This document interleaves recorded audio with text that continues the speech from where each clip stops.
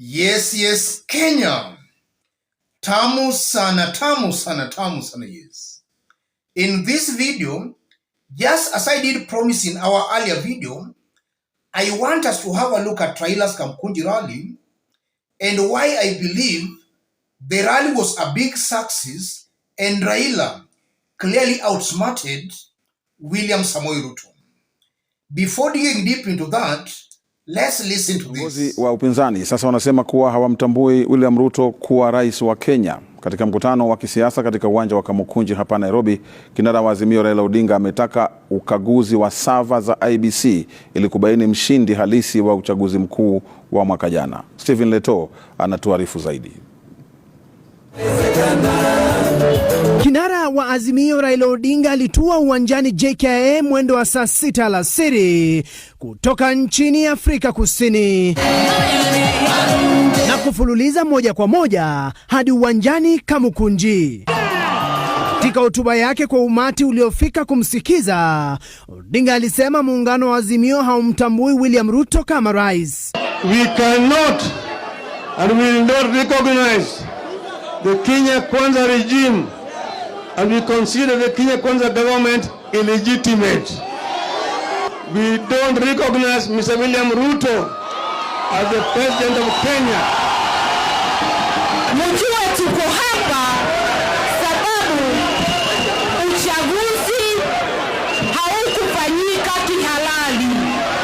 Kura za baba hazikuhesabiwa kihalali. Odinga amesisitiza kuwa alipokonywa ushindi na kutaka ukaguzi wa sava za IEBC kufanywa. The entire infrastructure and the records of the 2022 elections at the IEBC be made public and be audited by an impartial body. A forensic audit of the IEBC results and servers is non-negotiable. Hapawezi kuwa nchi yoyote haiwezi kuwa na amani ikiwa hakuna haki. There can be no peace without justice.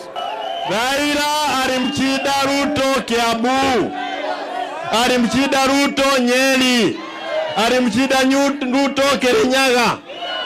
Uwizi wa kura, kuko na watu tosha Mount Kenya ambao watajitokeza kupigania haki yao.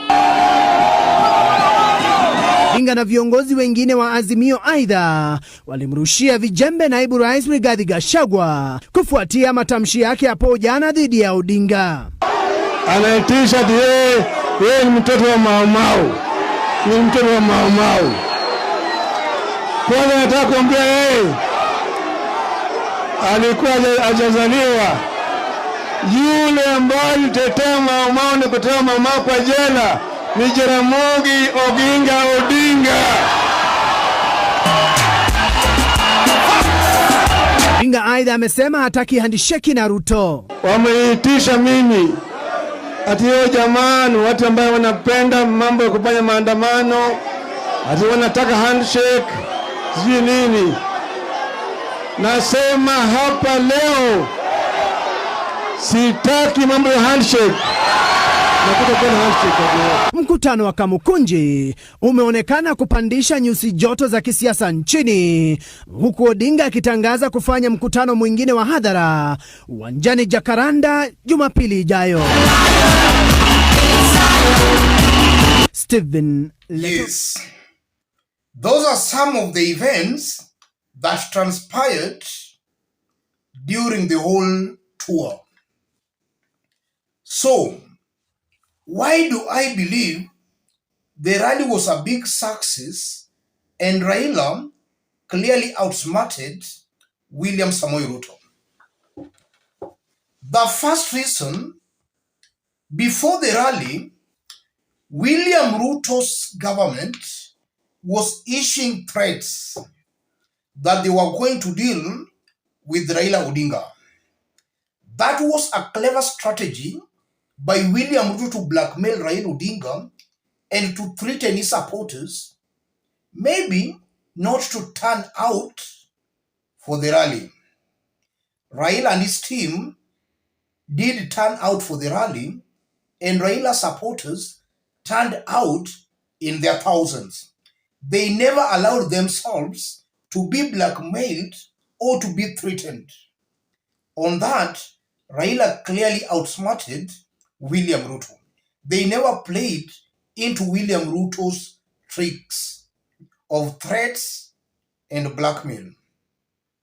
That's the one thing coming out clearly. And then secondly, Raila declared he is not ready for any handshake with William Ruto.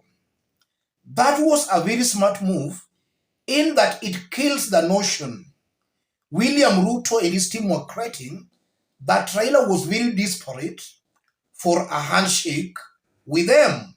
Ruto in the recent days has been going around the country saying Raila Odinga wants a handshake with him.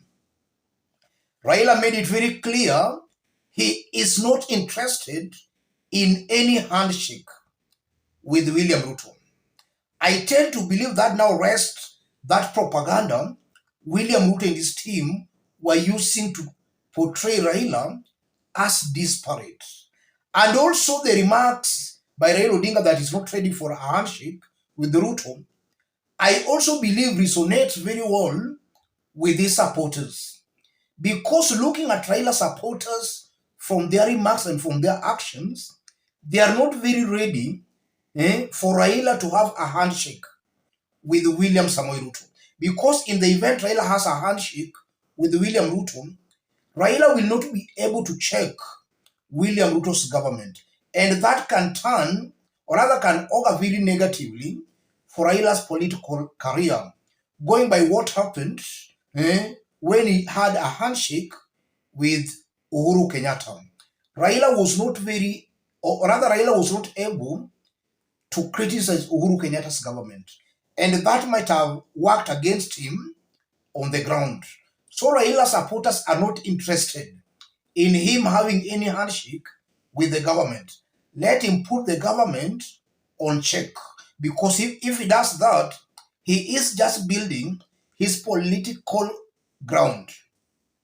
And then thirdly, Raila declared he does not recognize Ruto's government. I believe that was also a way Raila was outsmarted William Ruto. How? Raila has been saying that Ruto stole his election. By Raila recognizing William Ruto as the president, it means he has not been serious in saying Ruto stole his election.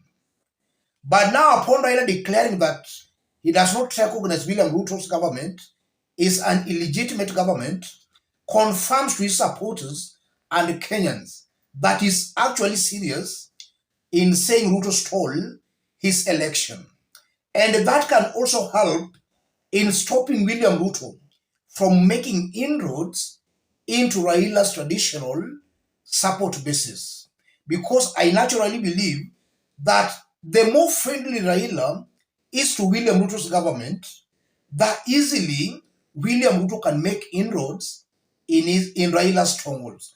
The more hostile Raila is to Ruto, he blocks William Ruto from making inroads into his strongholds. So that's also a way Raila outsmarted William Samoei Ruto. He stopped William Ruto from making inroads into his strongholds. And then I also saw the entry of Wajakoya. As Raila was holding the Kamkunji rally, Ruto was busy meeting some Jubilee leaders, especially from the mountain. I believe William Ruto wanted those two events to coincide for Kenyans to see that even though Raila is holding a rally, Ruto is raiding, or rather is eating into his support base.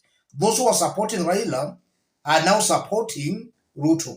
They are actually running away from Azimio. The entry of Wajakoya killed that notion, in that as others are leaving, others are joining.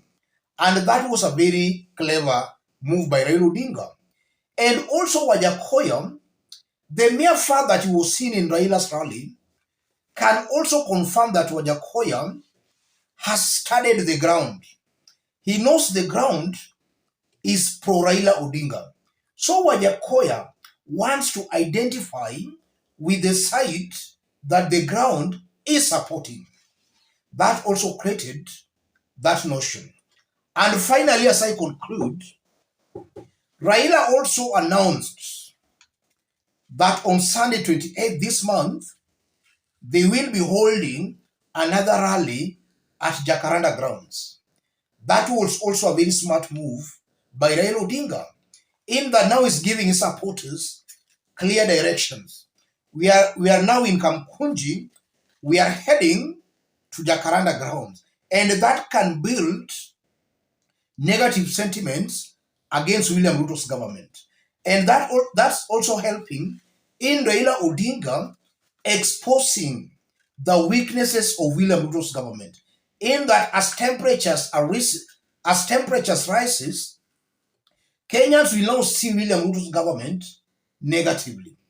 Kenyans will be reminded on how William Ruto lied to them during the campaigns, promises that Ruto's government has not fulfilled. So the declaration that on Sunday they will be at Jacaranda grounds, that was also a clever move by Raila Odinga, a move that is just meant to keep, or rather to pile on pressure on William Ruto's government. Let me stop it there, ladies and gentlemen.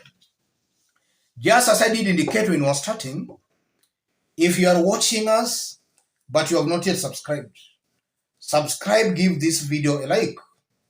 If you want to support our forum, I've pinned my number on the comment section. Contact me through the number, or feel free to channel your support to the number. Let's meet in our next analysis. Thank you.